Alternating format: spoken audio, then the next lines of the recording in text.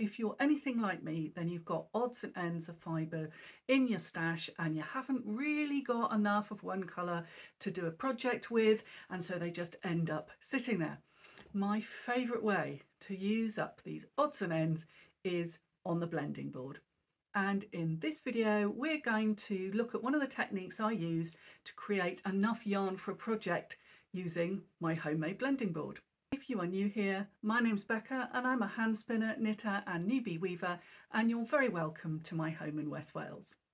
So this is said blending board, and as I've probably told you before, made by my dad, and I've had it for several years now and I absolutely love it. I think other than my wheel, if I could only have two tools in the world, I'd have my wheel and this, and I'd be a happy woman. So a few days ago I went into the stash, pulled out some colours that I really liked and got the blending board out. So let's see what I got up to. Pulled out onto the table, I've got a really lovely selection of colours, and I will turn the camera around in a minute so that you can actually get a closer look at them. But they're all in quite similar kind of almost autumnal colours, which is kind of crazy because this is spring and I'm recording in the conservatory and I'm really aware that the light's coming in and out because it's kind of the spring weather and we've had rain showers, so I think I might have to kind of stop and start this video a little bit, so apologies if that is the case. And also, of course, whenever I'm recording in here it is really echoey, so it's my biggest space so you can actually see what I'm doing, but sound quality not the best. Having said all that, right, now let's have a little talk about colour. So my starting point for this really was the Fernhill Farm roving, which is, come on, glasses on, Romney and Shetland, and this came from the selection box that I bought from my woven briar. I will link all the details in the description below. So I was wanting to do something with this, and Romney and Shetland socks came to mind, and have been spinning quite a lot of sock yarn recently, and I guess because Andrew had seen me knitting up my socks, he fancied a pair of socks, and I thought, well, this would be a really good starting point, but I've only got 40 grams, that is not going to be enough for socks, so what can I add to it to make a yarn that he would like wearing? And he is nothing if he is not manning camouflage, so this was my next kind of choice, and I did think of doing just a ply, so one ply this colour, one ply that. Still wasn't going to be quite enough, so I started pulling from the stash, and what I sort of came up with were these oranges and this very sort of nice orangey brown. And I'm going to do a little bit of an experiment, and I'm going to just blend these in slightly different ways so that you can actually see what it looks like when you use your blending board in slightly different ways. Yeah, did that make sense? I think that made sense. So the first thing I'm going to talk about is when you're using colours that are in the same sort of family. So these are all versions of orange. So on your blending board you've got the option to put thin layers in, and again I will show you this in a moment. So you're just putting a thin layer of this, a thin layer of this, and just building your layers up. What will happen is you're going to get optical blending, which might be something that you want. But if you don't want that, then you have to actually work in stripes and much larger chunks of colour at a time. So we're going to do a few different options. I've got some questions that came about on the community post. I asked what people wanted to know about blending boards, so I have got those to answer, and I will answer some of them as I'm going along. If I haven't covered that, or if I haven't covered the questions, then I'll pop it at the end of the video when we're looking at how these different designs we're going to attempt have turned out. So let's turn the camera around, get the blending board out and have a little play. I have my homemade blending board, not homemade by me, homemade by my retired engineer father, and it is engineered with an inch of its life, and it has a keel on it, so it is good for working on your lap as well as working on the table, and it's got different positions, and it is a dupe of an Ashford blending board. But as I'm not selling it, then I'm not breaking anybody's copyright.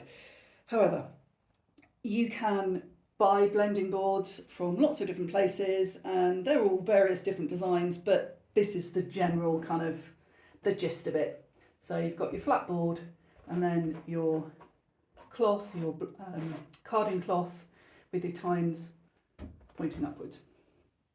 And the first thing we're going to do is we're going to do a bit of optical blending. So I'm going to use things from the stash, and this is dyed with dahlia flowers. And dahlia flowers, you'd think that you'd get sort of lovely pinks and purples if you used pinks and purple dahlia flowers. No, you get orange. And it really doesn't matter what dahlia flower you use, you get orange. But it's a nice orange, as you can see. And this is rather scrappy bits. I kind of had a bit of scrappy yarn, and I was experimenting. So not scrappy yarn, I had bit of scrappy fleece, and I was experimenting. And one of the joys of the blending board is that you can actually use different length fibres. Anyway, let's lay down some colours. One of the questions I got: how much do you put on a blending board? I put no more than 25 grams on. Do I weigh it out? Yes, I do, so that I am working in 50 gram capes at the end. So that's what I'm trying to achieve. However, as I'm not going to do a kind of full skein, I'm just going to do a little tester skein so we can see what we're doing, then I'm not going to do that. I'm not going to weigh it out. I'm just going to put on some layers, spin it up, and you'll see how it works. Okay, let's get on with it. So my next very non-technical piece of equipment is a brush, and I've used paintbrushes, mostly paintbrushes in all honesty, and just from the DIY shop, but this is actually a dog brush or a puppy brush, and it's even got puppy chewing marks on it from when Millie was a puppy. And I don't know if you can see, but they're quite short and quite stiff, and I have found this to be a really good brush, so that's what I'm going to use. And yeah, it wasn't very much. Some people use flick carders. I've never got on particularly well using a flick carder, but this I'm really liking at the moment. Now I'm going to do this in real time. Normally when I put these on the channel, I speed them up, but I'm not. Now the other question I got was, how do you not hurt your fingers? So use the heel of your hand.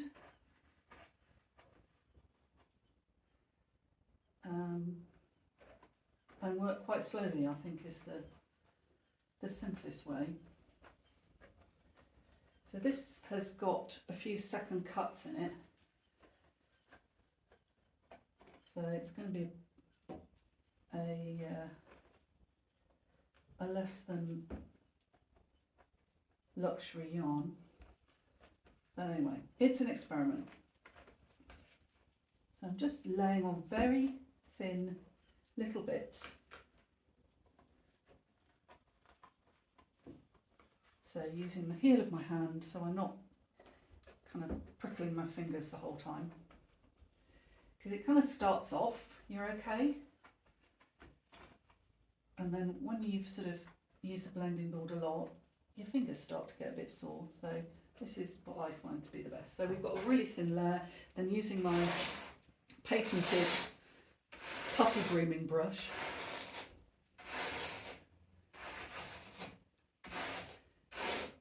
Okay, so we haven't got very much on there at all. And then let's take another bit And this is combed. No, this is not combed, this is carded, and it came out of a load of lap waste or mill ends, and it is it's got a fairly short fibre length, and there are bits in it.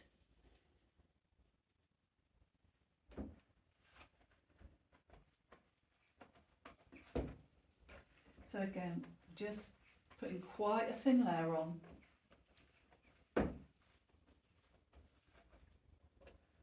Heel of the hand.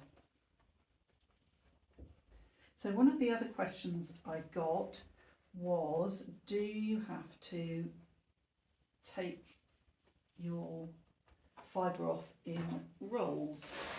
No, you don't. You can diz it off. I would suggest if you're going to diz your fibre off, then you really need to have something that's all similar length fibres. It just will make your life a lot easier. And we've got another bit of carded roving.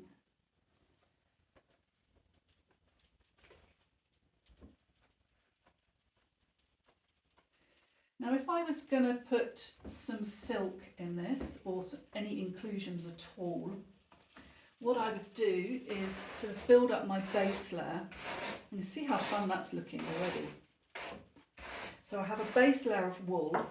I would then, this is silk, so I then put a layer of silk in, and then another layer of wool on top, and that stops your silk or your inclusions from getting stuck to the bottom in your tines. So what haven't we used?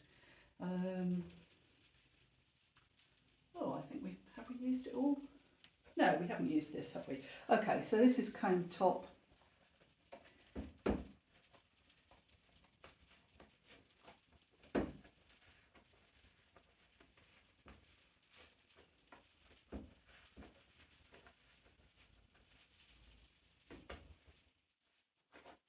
Comb top goes onto the blending board pretty easily. But you can still see I'm working in really, really thin layers.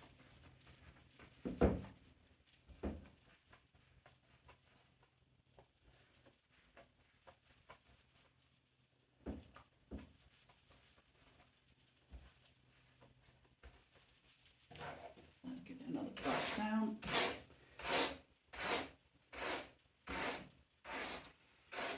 Okay. So I'm going to stop the camera now, carry on doing this, and we'll come back to you.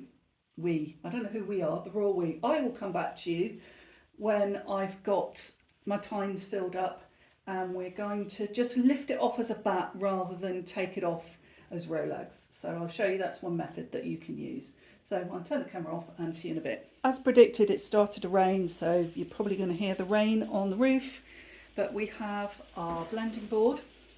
So we could take this off with our dowels, but what I'm actually going to do is I'm just going to lift it off as a whole bat, and it should in theory just come away beautifully.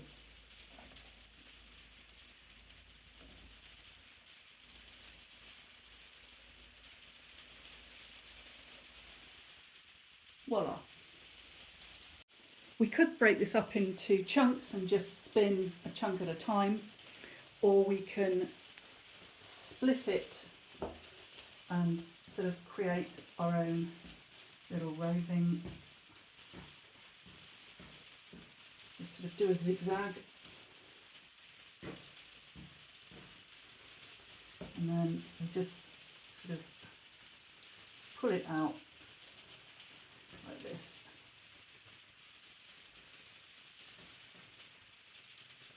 Now at this point we could of course draw it across the blending board again, and that would blend it even more, in the same way that if you are working on a drum carder, you can run your fibre through your drum carder several times to get a well blended look, but we're going to keep a few of the stripes in there.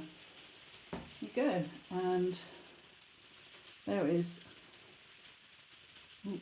our fibre, and let's spin it up and see what it looks like.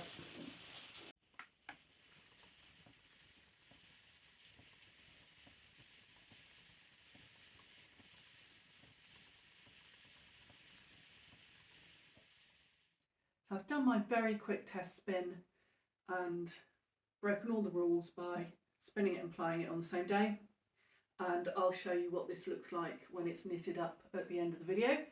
And if you look at it, it just basically looks predominantly orange but with highlights. So using that very light colour, you've got some highlights. So using that knowledge, what I'm going to do is I'm going to create a sort of khaki brownie, oh no, without bits of random stuff in, a sort of khaki brownie base, and then I'm going to use a lighter colour for just flashes of highlights. And because Andrew wants something that is predominantly sort of greeny brown, hopefully by using thin layers, we're going to achieve something that looks a little bit like that, because he really liked this colour. Obviously we're not going to achieve this colour all over, and we haven't got enough of this to make in the socks, but by combining all these, hopefully they're going to look really good together, and there's going to be enough fibre for me to knit in a pair of socks. So let's get the blending board out and I'll show you how I'm going to do it. I have my very accurate scales. I'm always slightly suspicious as to who needs scales quite this accurate, but anyway, they weigh by grams.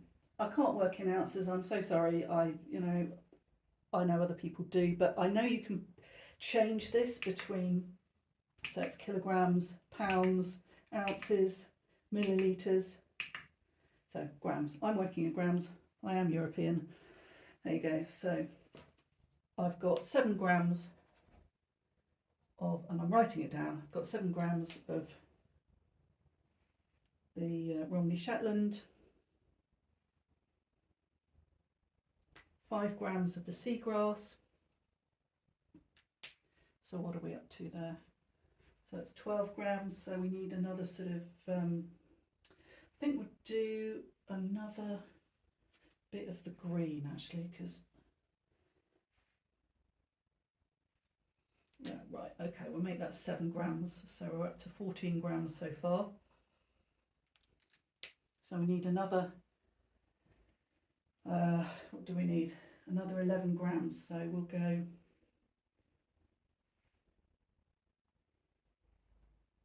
five grams of this.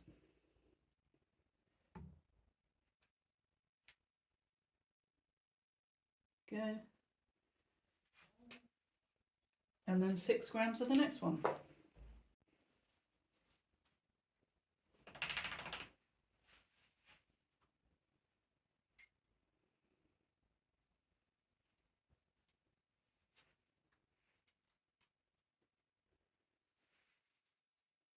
I'm going to work in thin layers, so I'm going to put first layer, second layer, third layer, fourth layer, and then we're going to use the dowels just to pull them off, and we'll do a quick test spin so you can see what it looks like.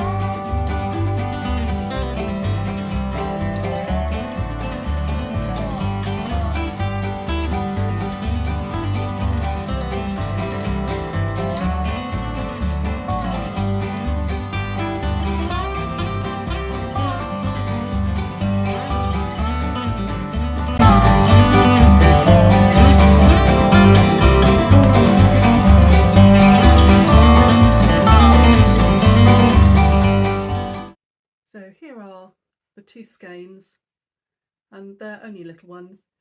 At the end of the video I will drop in a picture of these when they've been knitted up.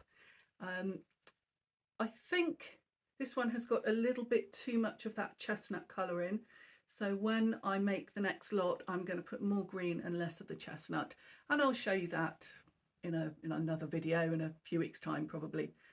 She says a few weeks time, my goodness, my projects are building up. So there you go. Pretty happy with the way they turned out. So before we get on to the next part of the video, let's just take a breath of fresh air.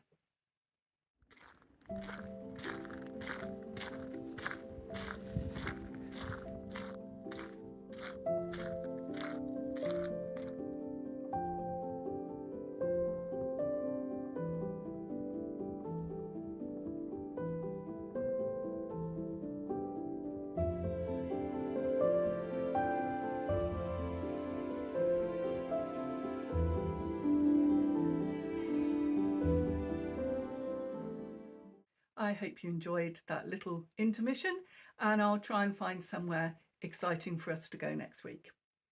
I think it's very tempting when we're working on the blending board or on a drum carder to just throw every single colour that we've got in and just have this big sort of mush of colours and just hope for the best. Sometimes that works out, sometimes it doesn't. So I think if you can just think a little bit about your colour combinations, and also the fact that you do get optical blending when you've got fibres that are quite similar in colour and they're in the same sort of tonal range, they will create a kind of fairly homogenised colour, which obviously you can use to your advantage, and hopefully I demonstrated how you can do that. But the other thing that it's worth bearing in mind is just applying a little bit of colour theory. And the book that really helped me is this one, Colour in Spinning by Menz. And I'm just going to check which date it was published. And of course, I haven't got my specs, so 1998 it was first published, but it has been reprinted quite a lot of times. You cannot get it as a new book anymore, and it is quite expensive. I was looking online and people were sort of asking £80 for a copy. I mean, it was an expensive book to start with, I think. Yeah, so I've only got the US prices on here, but kind of 20 years ago it was $30, so with a bit of inflation, yeah, probably it would be an expensive book anyway. This was gifted to me by my wonderful sheep keeping friend who has always supported my spinning, and I was really grateful to receive it. It has just so many fantastic techniques. It has colour theory in here. It talks about working with drum carders, with blending boards, with combs, and just, wow, I think it really is. It's a kind of, if you're interested in colour and creating coloured yarns that are variegated and mixed, and you want to really understand the way colour works, I think it's a great book. If anybody else knows of another book that is not maybe quite as expensive but really works, or they really like it and they found it useful, can you just drop a comment in below, because I would love to find something else that I can recommend to people that is not quite as pricey as this one. Next on the list, a quick project update. So last week I showed you this basket of fibre, and as you can see I've started to make progress on it, and those are completely ready to go and hanging up in my window, which is up there, which you can't see. I've got a couple more skeins, and on the wheel I've got another single that's ready to go, and probably on there you might be able to see, oh yes, on there I've got some of, that's the other single, and so I'll be plying those later on today. So just a bit of an apology really. If you are on my email newsletter list, I sent out 2 copies this week, and one was titled something like Colour of Spring and the other one was titled something else. They were exactly the same, and I honestly thought I had sent a test one to myself and I didn't realise I'd actually sent it out to everybody. So apologies for that. I also think it ended up in quite a few people's junk mail, because it certainly ended up in my junk mail. So if it ends up in my junk mail, I think it probably ends up in other people's junk mails as well. And I think it's because one of the pictures I included was too big. And, you know, when you send emails, if it's a really big attachment, then quite often they get bounced to junk mail. Junk mail. Again, I just lose the ability to speak when I turn this camera on. So yeah, so apologies for that. I really didn't mean to kind of bombard your email box with emails. So sorry about that. I will endeavour to get it right this week. If you are interested in joining my email list, then I will leave a link below, and I don't have a freebie or anything fancy like that. I might try and sort that out, but you know, I'm kind of I'm just baby steps really with this whole content creating thing. The website is slowly getting populated with recipes for natural dyeing and for spinning techniques and various things, and really that's more of a kind of reference, or that's the plan anyway, is a kind of place that if you're interested in what's the best way to spin socks. I do seem to spin for socks an awful lot at the moment. That wasn't my plan at all. I'd kind of like, I thought I'd moved on and was doing other things and spinning for socks again. Anyway, so there's lots of bits and pieces on there, and hopefully I'm going to keep on building up. So that's a kind of little library of information of the things that I share here. So my next planned video is for some natural dyeing. So I will then write a list of instructions to go with it, so that if you wanted to print off a how-to, that there's going to be a link on the website. Or that's the plan. I don't know, my plans seem to go a bit awry at the moment. I'm kind of, yeah, anyway, it's busy time of the year, isn't it? I think we're all finding that. So thank you again for sticking around and waiting till the end. I will drop in the pictures of the knitted up samples so you can see what it looks like knitted up. And until next week, have a wonderful creative time. So here are my little knitted up samples. So you can see the orange. So that is basically using just colours or versions of the same colour. And I'm pretty pleased with that. It looks nice, I think. Then the next sample is